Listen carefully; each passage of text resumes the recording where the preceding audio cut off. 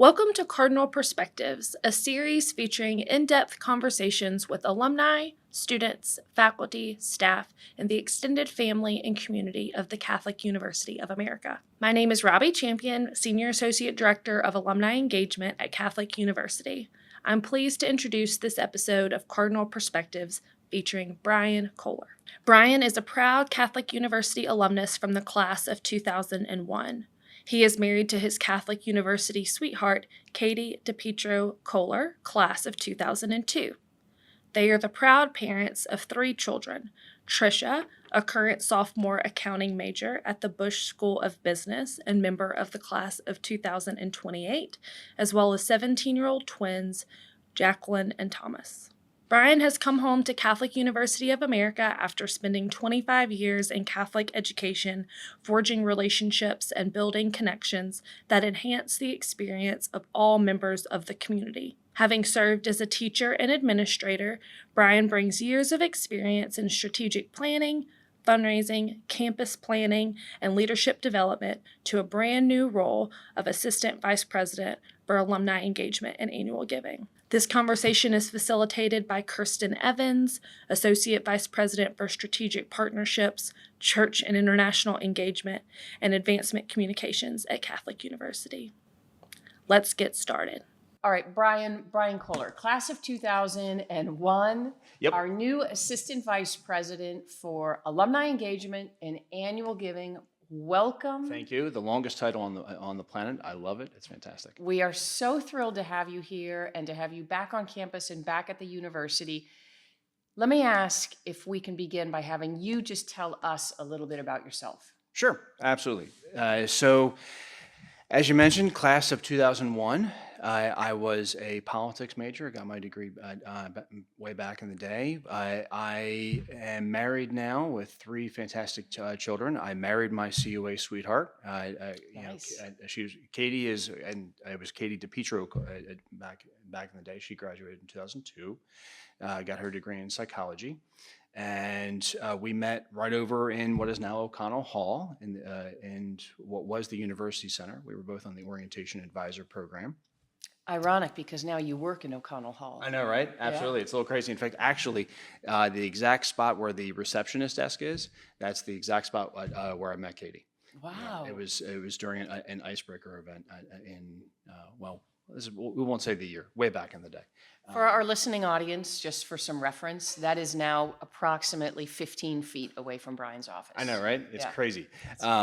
So then we dated all through college, and then we got married in 2004, and our first daughter, Trisha, is now a sophomore here at Catholic studying accounting.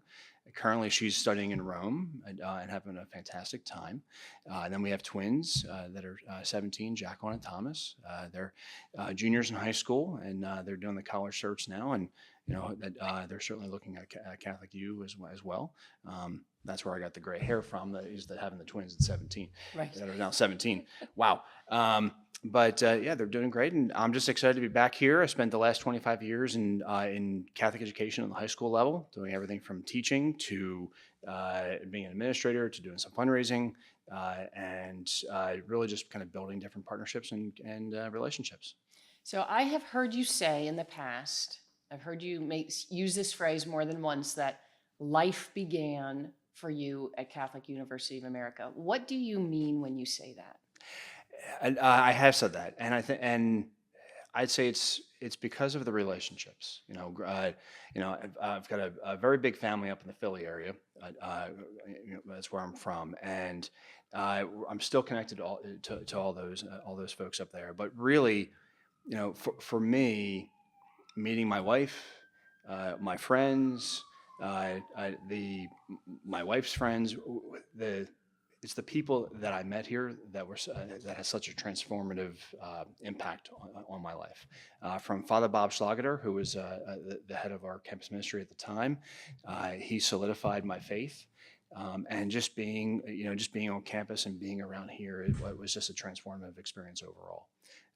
So really, my life as I know it really began here. Wow. Yeah. That's a big testimony to the university. Absolutely. So now you've come back. How many Mhm. years later? 25 years later. Yes.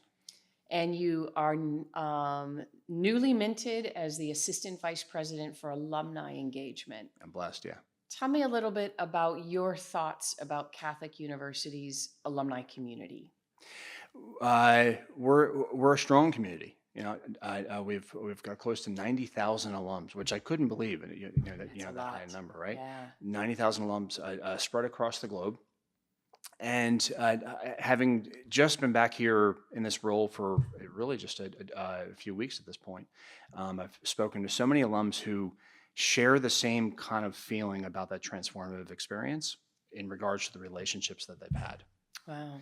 I was just talking to Jennifer Flynn Deere, a class of '88, yesterday. Shout out to Jen. And she really described, when I asked her about her CUA story, she described it this way, to say that yes, we had a great academic experience, and Catholic U provides a fantastic academic and educational experience for all students. But it's the people that make the difference. It's the community, and that's what I think all of our alums can really appreciate and connect to. And that's really my goal, with this position in this office, is to build upon the connections. So many of us, when I say us, I mean the alums, so many of us have so many different connections out there. And what I want to do is make sure that the university can, strengthen and enhance those connections between groups, between each other, between the years, and between the university. So, as an alum, having been part of the alumni community while not working for the university, Hmm. I guess it's curious to me, like what that experience for you as a graduate and then as an alum, and that experience of going off into, you graduate, you begin your professional career, you get married, you have kids, you start going through all of these phases of life, Hmm. right, and develop your career. And what has your experience in the alumni community been for these past 25 years? And then also, I think, how does that shape or color what you would want to build, as far as the kind of experience you want to build for the next generations of alumni that are coming through? Fantastic question. I would say that my alumni experience for much of my last 25 years has been very personal. Hmm.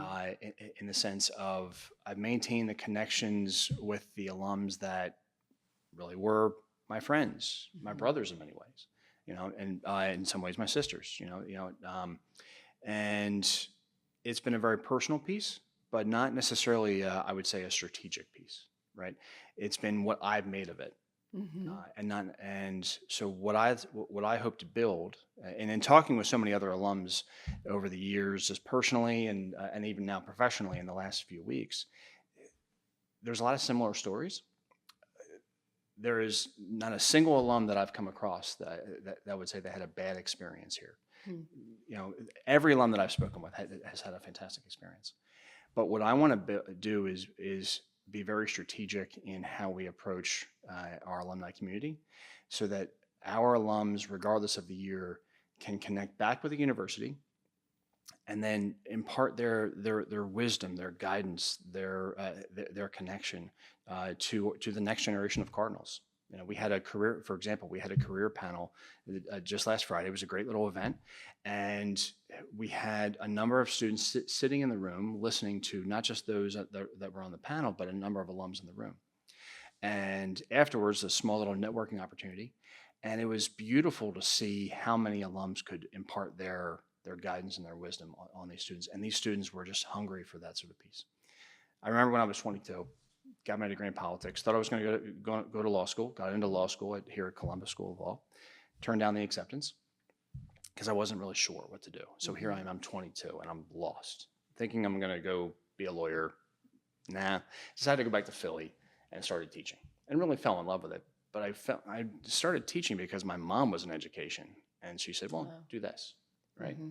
And and it worked out for me. But I know that there are so many other 22-year-olds, seniors, and 21, 22-year-old seniors at Catholic that are looking for that sort of guidance, looking for that sort of connection.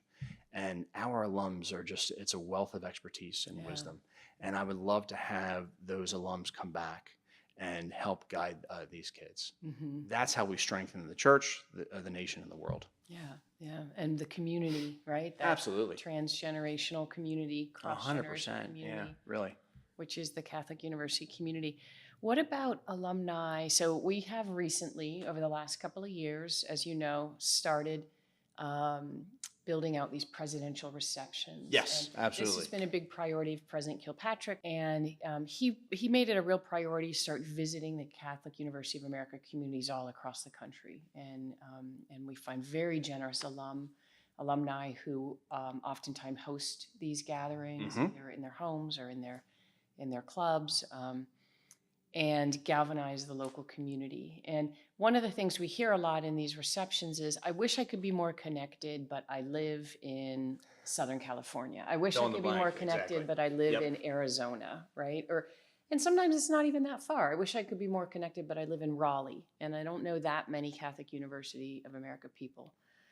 What do you say to the alumni who are living at a distance, but would still love to be connected to the university, and the university wants to be connected to them? It's a great question. You know, I think the benefit of the age that we live in is that technology can be used to our advantage. Mm-hmm. And, you know, through everything from FaceTime to Zoom to Google Meet to Teams, you know, talking again to Jennifer Flynn Deary just yesterday, she's in Orlando, Florida, right? And so, you know, it's an opportunity there's plenty of opportunities, I'd say, for our alums to stay connected to our students, to stay connected to each other, to stay connected to the university digitally through those meetings, but also too, you know, we're not afraid to travel and go see you. Mm-hmm. You know, I've got friends and alums all over the country. I was just talking actually with Dr. Cadelli in the School of Arts and Sciences. He's got an event in Charleston, South Carolina on May 3rd.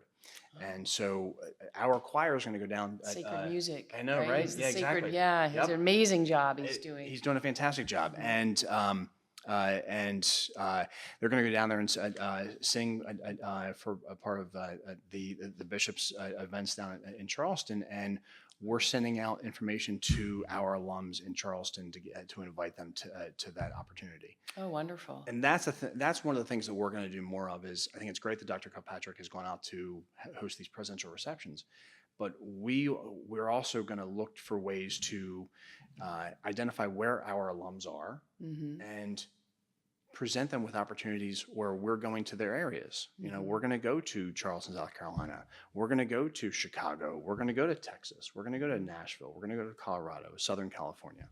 Sure, the majority of our alums are from the DMV up to Boston, is, you know, the Acela corridor, as we call it. But we're everywhere. And I think if an alum has a desire to connect to us, I will find a way to make sure that we can connect to them. Yeah, that's exciting. I'd like to go to the Charleston, South Carolina. I know, right? event. Absolutely. Yeah. Love Charleston. Yeah, love Charleston. he's doing a phenomenal job over there at the Rome Department. the Yeah, Rome absolutely. department. Right? Yep. So tell me a little bit about your role. So you're not just overseeing alumni engagement, but also the annual fund and annual giving. And we're coming off the back of Founders Day. Absolutely. Which it feels like every year Founders Day gains more and more momentum. It does. And I heard fantastic things across campus about Founders Day last week from members of university faculty and staff that aren't necessarily connected to the annual fund or any of the Founders Day programming, and they were like, wow, I went by the Priz, there's T-shirts, there's whatever. Like Founders Day is becoming something. Oh, absolutely. For the university. Tell me a little bit about the annual fund, annual giving, and how that plays into alumni engagement and the work that you're doing. Sure, no, it's a great question, and I think first off, shout out to all those staff members, faculty members, students, parents, alumni, friends of the university that supported us on Founders Day. We had over $600,000 raised in one single day, which was in a 24-hour period. So it's really phenomenal to see this community come together in such a big way. Annual giving it's a huge part of the university, and I applaud really the university for really creating the position that I now fill, combining both alumni engagement and annual giving.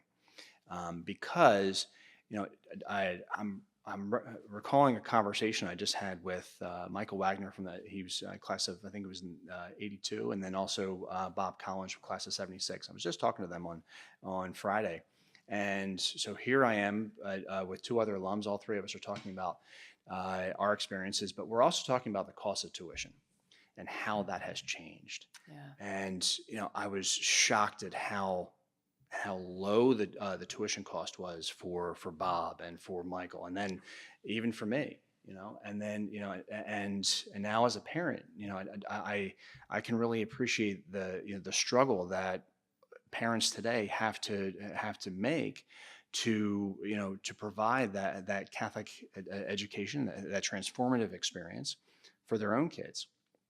And the cost of Catholic education is unfortunately only going to rise. And what we want to do is, as a university and as a university community that includes our alumni and everyone, to do everything we can to make sure that this experience is affordable for every student that wants it.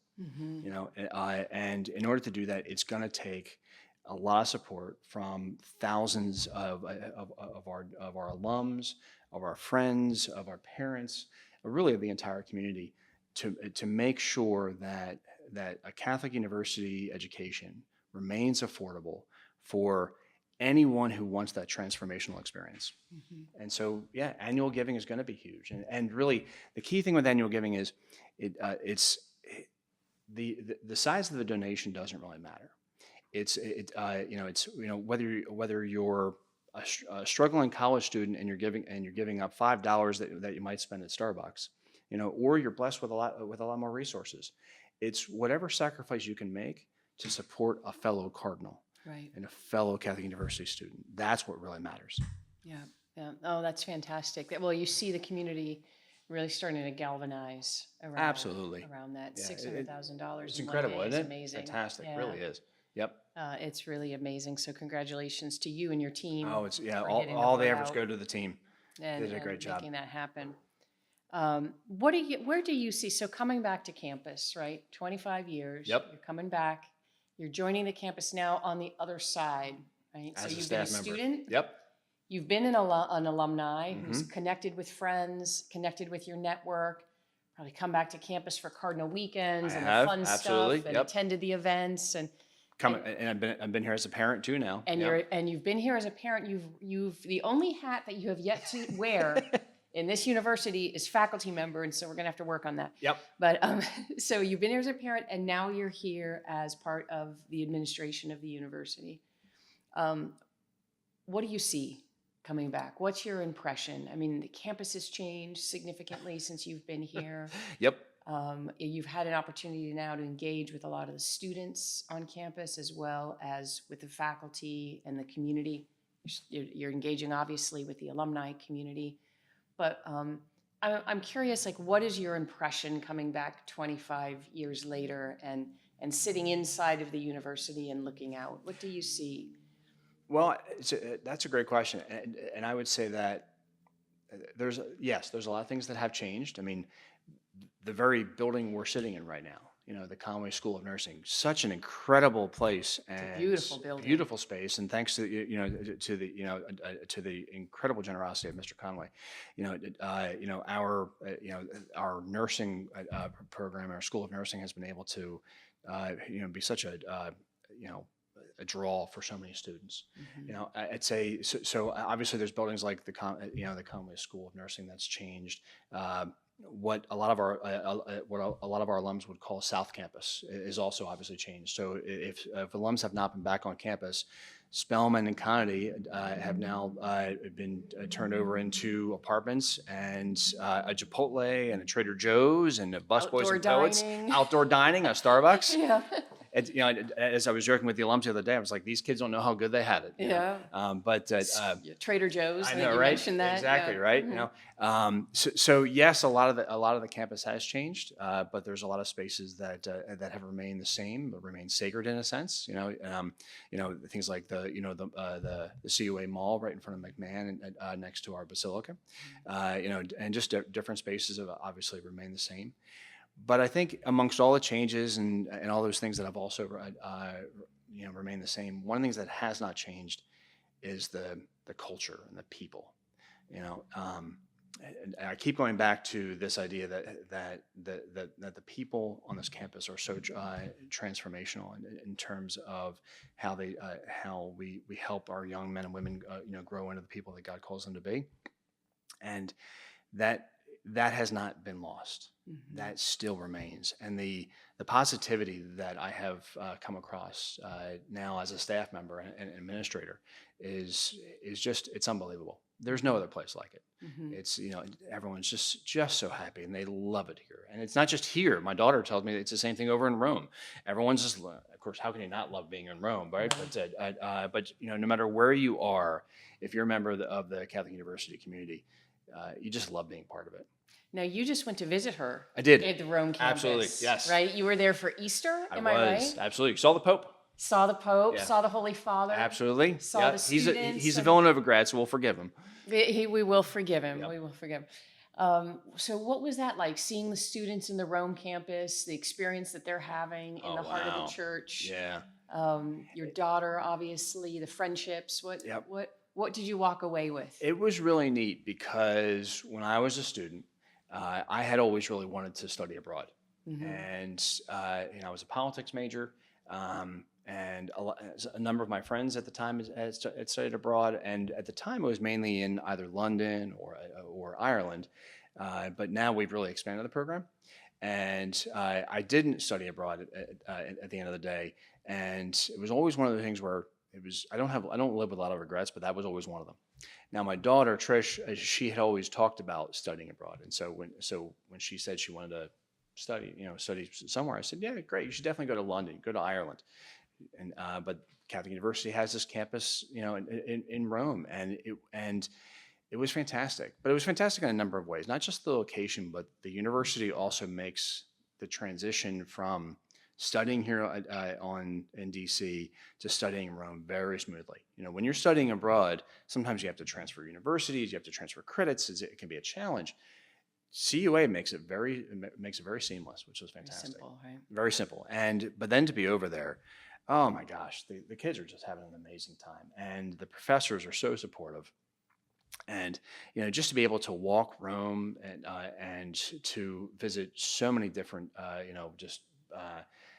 historical places. We spent, I forget the number of churches we visited at this point, but we also visited, the Colosseum, and we did the Pantheon, and we did the Roman Forum. We did all these things, and the kids are just having a blast. And one of the benefits too is when you're over there, you get to travel everywhere as well, because it's, traveling in Europe is much less expensive than just traveling from here in the States. And I think by the time she finishes up her program, she probably will have hit about 10 different countries. Wow. And so she's really making the most out of it. So I would encourage any parent and any student who's listening to this opportunity just to say, if you get the opportunity, go ahead and do it. It's an amazing experience. I know expanding the Rome program and the offerings that they have there is also Yes. a priority of the president and the provost right now, to try to make it more and more accessible and possible Yes. for as many students as possible. And I to go. applaud them for doing that, because it's a very unique opportunity, especially for Catholic, because so my younger sister's a nurse, and she went to another Catholic college. We won't mention that, but she got her nursing degree, and one of the things that she was telling me when was that it's so unique for so many nursing students to be able to study abroad, and the fact that again Catholic can make that so seamless and be so supportive of that, I applaud CUA for doing it. Yeah, I agree. Well, I'm glad you were able to make it to Yes. see her. Oh my So God, you got to fantastic. live your dream of studying abroad through your daughter. I did, even just for a couple of days. It was Even nice. for a couple Yep. of days. So President Kilpatrick and the leadership of the university, the provost and the university leadership really have set a strong vision for the future of the university. As you know, we just made the Carnegie R1 research designation, which puts us sets us as a top tier research university. We're one of only a handful of Catholic institutions in the country It's impressive. that have that Very designation. And it is very impressive for the size of Catholic University right now. Most R1 research universities are significantly larger, sometimes in multiple, exponentially so, Absolutely. than Catholic University. So we have this important designation that really marks us as an institution that is set to contribute significantly to the future of the country, to continue to contribute significantly, but in its dialogue on all areas of research, of development, of human flourishing, and the leadership has a very strong vision of retaining what you described as what is essential to the spirit of Catholic University, the ethos of the university and its Catholic identity, while growing its sort of footprint in the world and its footprint in the nation. What do you think is the role of our alumni community in that journey? Because it's going to be a journey, but what is the role of the alumni community in that journey? You know, the study of faith and reason is a journey. You know, and that and really when you think about the research opportunities and the designation that we've received, that's it's something that we've been doing for generations, and we're just getting that designation for something we've done for so long, and that's fantastic. I think for the alumni community, I would say it's a call to action. It really is. I think about how many of my fellow classmates that are we're now in our mid to late 40s, and folks from my era, so many of them are studying in engineering or working in engineering or medicine or really in any industry. It's a call to action for the alumni community to come back and lend their expertise, to add to. I think about a friend of mine who a class of '01, Dave Gribbonitis. He's working in Los Alamos National Laboratory on nuclear technology. I think about Dr. Rob Bowen, who was my roommate for a couple of years, and he's now a chief medical officer for Mercy Hospital up in Baltimore. Wow. And these folks that are and so many folks like them, Andre Muldo, who's a doctor, also over one down in New Orleans. All of these folks in key industries, that have done so well, with their own experiences and their own expertise. It's time for them to come back to talk with our students, to talk with our staff, our professors, and our teachers, to say this is what's going on in their own industries. I would love to be able to set up industry-related affinity groups, so that the university could leverage the expertise of our communities, so that we can, so that our next generation of Cardinals can benefit as we begin to expand our campus and renovate, different buildings such as Pangborn, which is in desperate need of renovation. It's our engineering building. Having those alums come back and really lend their advice and counsel to what needs to happen, I think would be huge. It's a call. The R1 designation is a call to action for our alumni community. Yeah, I think it definitely signals great things ahead. Absolutely. Right, for Catholic University, great things ahead. Well, Brian, it has been a pleasure talking to you Kristen, today. it's been so much fun. Thank you so much. We love having you here. Once again, welcome to the university. It's been a blessing. And I know the entire alumni community as well is thrilled to have you on board. Well, thank you so much. Thanks for the conversation. Thanks for your guidance and leadership. We're looking forward to watching your leadership grow. Absolutely. Thank you.